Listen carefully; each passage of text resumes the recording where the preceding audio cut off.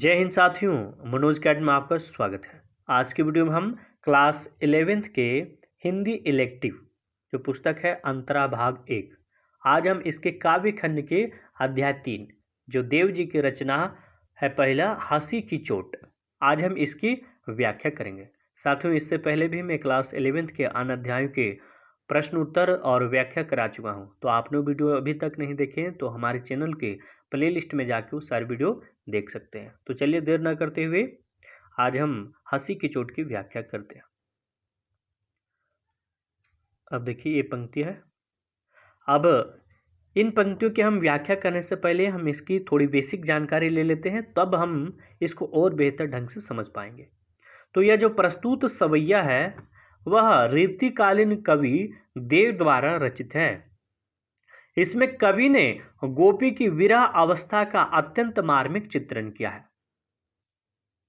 इसमें क्या है कि एक बार गोपी को श्री कृष्ण ने मुस्कुराकर देखा और कृष्ण के उस रूप की गोपी इतना दीवानी हो गई कि कृष्ण के मुंह फेर लेने से उनके जो पंच तत्व है, यानी कि एक शरीर के निर्माण में जो पंच तत्व की आवश्यकता होती है, वो पंच तत्व धीरे धीरे उनके शरीर से छीन होती जा रही है।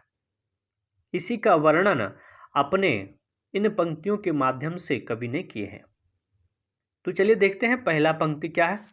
पहला पंक्ति का देखिए है इसमें कि सासिनी ही सो समीर गयो अरु, कह रहे हैं कि श्री कृष्ण के विरह में लंबी लंबी सांसें भरने से उनका वायु तत्व समाप्त हो गया है। तो जो पांच तत्व से जो शरीर बना है उसमें सबसे पहला तत्व जो उनके से छीन हो रहा है वो क्या है? वायु तत्व, समीर तो वायु। वही कह रहे हैं कि उनकी विरह में लंबी लंबी सांसें भरने से उनका वायु तत्व समाप्त हो गया है। अब आगे है क्या कह रहे हैं कि आसुन ही सब नीर गयो ढरी। आसुन मतलब आंसू, नीर मतलब जल और ढरी मतलब बहना, यानी वही कह रहे हैं कि श्री कृष्ण की विरह में आंसुओं के बहने से जल तत्व बह गया है। तो सबसे पहला जो हुआ समीर वायु, दूसरा में हो गया नीर, यानी कि जल तत्व क्या हो रहा है? वह समाप्त हो रहा है, बह गया है। अब देखिए आगे के पंक्ति में क्या कह रहे हैं कि तेज गयो गुण ले अपनो। वही कह रहे हैं कि कृष्ण को निरंतर पुकारते पुकारते उनकी शरीर की गर्मी यानी कि अग्नि तत्व भी समाप्त हो गई है। तेज मतलब होता है गर्मी, यानी कि अग्नि तत्व क्या करें कि समाप्त हो रहा है। फिर आगे कहते हैं अरु भूमि गई तन की तनुता करी। भूमि हो गया ये तो जानती हैं, तन, तन मतलब शरीर और तनुता मतलब होता है दुर्बलता। तो वही कह रहे हैं कि वियोग की पीड़ा को झेलते झेलते वह अत्यंत दुर्बल हो गई है। ऐसा लगता है कि उसका भूमि तत्व भी समाप्त हो गया है। तो देखिए ये चौथा हो गया भूमि तत्व।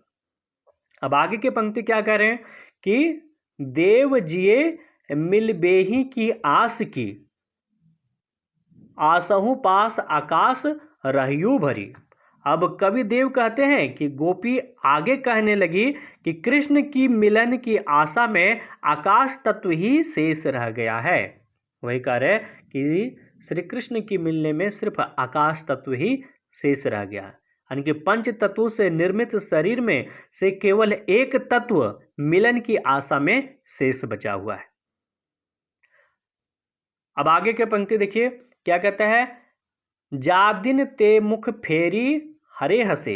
वही कह रहे हैं कि जिस दिन से कृष्ण ने हंसकर मुंह फेर लिया है उसी दिन से कृष्ण ने हंसकर उनका हृदय हर लिया है। फिर आगे के देखिए कहते हैरी हियो जू लियो हरी जू हरी। हैरी मतलब होता है खोजना, हियो मतलब हृदय। अब एक हरि का यहां मतलब है श्री कृष्ण और दूसरे हरि का मतलब है हरना। वही कह रहे हैं कि उसी दिन से कृष्ण ने हंसकर उसका हृदय हर लिया है। अब वह उसके मिलन की आशा में उन्हें ढूंढ ढूंढ कर थक गई है। तो साथियों इस तरह हम इस सवैये की व्याख्या करेंगे। साथियों आपको वीडियो कैसा लगा आप हमें कमेंट करके अवश्य बताएं। और अभी तक आपने हमारे चैनल को सब्सक्राइब नहीं किए हैं तो कृपया आप हमारे चैनल को सब्सक्राइब अवश्य कर लीजिएगा। आपका बहुत बहुत धन्यवाद।